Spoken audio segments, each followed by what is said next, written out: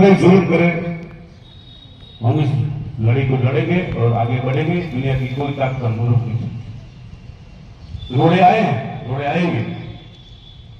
ये समाज अभी अपनी अंगड़ाई में चल रहा है। इसमें कई लोग, कई परिवार ऐसे हैं जिनकी अल्प आय है। अल्प आय वर्ग के जो साथी हमारे हैं, उनका घर कैसे चलता है वो हम अच्छी तरह से जानते हैं। इसलिए हमने ये निःशुल्क कोचिंग प्रारंभ की ताकि आपके बच्चे सरकारी विद्यालय में जाए और वहां से शिक्षा ग्रहण करें और उनके ट्यूशन की गारंटी हम देते हैं।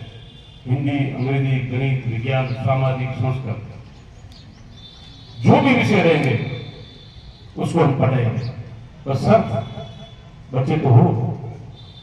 जब हमने ये ट्यूशन शुरू किया जनवरी 2014 के अंदर, 14 जनवरी 2025 से, तब हमारे पास बच्चों की संख्या बहुत अधिक थी। लेकिन सरकार का जो गाइडेंस है उसमें नहीं होता है कि 30 बच्चे से विद्यालय चलता है। लेकिन हमारे पास आज की डेट में 40 से 50 बच्चे निरंतर आते हैं। लेकिन 40 बच्चे जो है हमारे लिए पर्याप्त नहीं है। हम उनको वो शिक्षा नहीं दे पा रहे जो हम देना चाहते हैं, जो इस एसोसिएशन का उद्देश्य है। उस एसोसिएशन के उद्देश्य को पूरा करने के लिए हमें कम से कम 150 बच्चे चाहिए। प्रति क्लास 30 से 40 बच्चे चाहिए। सरकार ने यह तय कर दिया है कि बच्चा वही पढ़ेगा जिसकी उम्र 6 वर्ष है। आज के समय में बच्चा 4 साल का होते ही स्कूल जाने लायक हो जाता है। हमारे साथी, हमारे समाज के साथी उस 4 साल के बच्चे को प्राइवेट सेक्टर में डालने के लिए मजबूर हो सकते हैं, क्योंकि बच्चा घर पे नहीं बैठ सकता। जब वो बच्चा एक बार सरकारी स्कूल में, प्राइवेट स्कूल में चला जाता है, निजी स्कूल में चला जाता है, तो उसका स्टैंडर्ड एक प्रकार से अलग बन जाता है। फिर चाहे वहां पढ़ाई हो या न हो, ऐसे ऐसे निजी विद्यालय हैं जहां सीनियर का बच्चा है, उसके परसेंटेज भले 64 बढ़ गए हो, लेकिन उसको 64 इसलिए नहीं आती है। पैसा हमारे जेब से जाता है, लेकिन उसका कोई सार्थक परिणाम नहीं मिलता है। इसलिए हम ये काम कर रहे हैं। और उन पेरेंट्स से मेरा निवेदन है कि अपने बच्चों को सरकारी विद्यालय में डालो और हम उनके ट्यूशन की पूरी जिम्मेवारी लेंगे। उसके लिए चाहे हमें कितना ही जतन करना पड़े हम करेंगे। और जब ये बच्चे बढ़ेंगे, आगे बढ़ेंगे, तो उनको पता चलेगा शिक्षा क्या है। शिक्षा खरीदी नहीं जाती, शिक्षा ग्रहण की जाती है।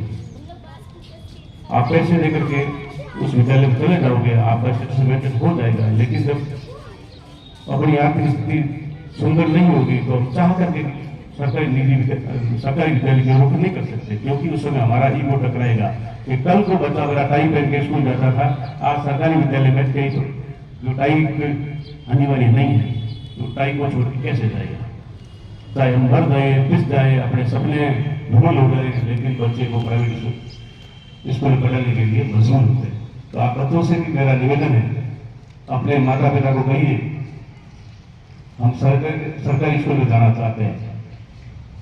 यदि आपके घर से सरकारी विद्यालय दूर है, निजी स्कूल में भी कहीं मैं मना नहीं करता हूं, लेकिन ट्यूशन लेने के लिए जरूरी है।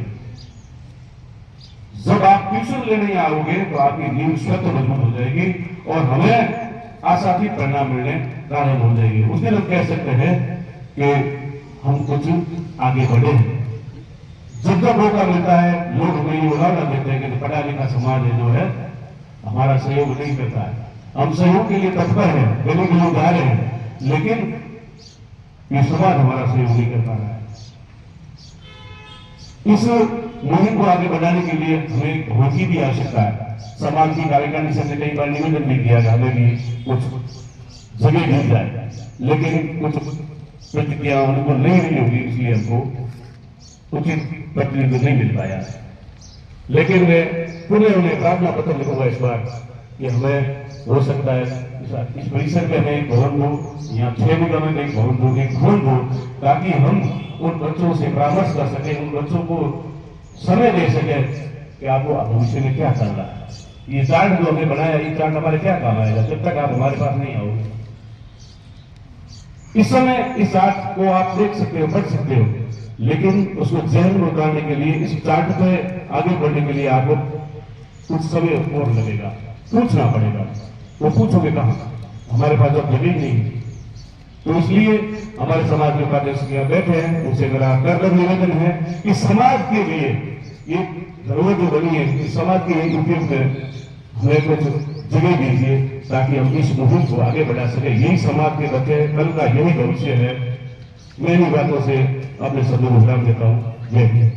मंच पे विराजमान सम्मानित अतिथि श्रीमान आंबाराम जी, जगदीश जी, डॉक्टर साहब निर्मल जी और बड़े भाई साहब आगर जी, कुलदीप सिरवी साहब और हमारे संरक्षक गोपाल जी खन्ना साहब और आज के इस प्रोग्राम के सितारा और हमारे समाज की बेटी उर्मिला तिगोया, जिसने 12वीं आर्ट्स में और राजस्थान में टॉप किया है और आज हमारे सामने उपस्थित है।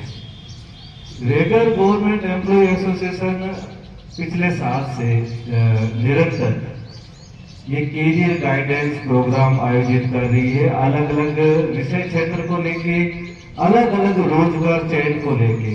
लास्ट ईयर भी हमने एक भव्य सेमिनार का आयोजन किया था, जिससे समाज के बच्चों को अपना विषय चयन करने को लेकर एक आवश्यक जानकारी उनको मिल सके। और इसी साल पुलिस सेवा को लेके भी हमने एक मेगा सेमिनार का आयोजन किया था और ये तीसरा एक सेमिनार है जो विषय चयन को लेके। और इस साल जो स्पेसिफिक 11th, 12th और 10th और 12th के बच्चे जो पास आउट हुए हैं। पर आप सब देख रहे हैं कि इतना प्रचार प्रसार करने के बाद में भी जो स्पेसिफिक 10th के स्टूडेंट और जो 12th के स्टूडेंट, जिन्हें इस चीज की जानकारी होनी चाहिए कि हमें क्या करना है, ये सही कहा सुना जाता है कि बड़ी विडंबना है। एक 10th के स्टूडेंट को पूछते हैं कि बेटा तो क्या करना चाहता है, कि 10th कर लिया, अभी 11th 12th कर लेंगे। 11th 12th के बाद पूछा जाता है कि अब क्या करना है,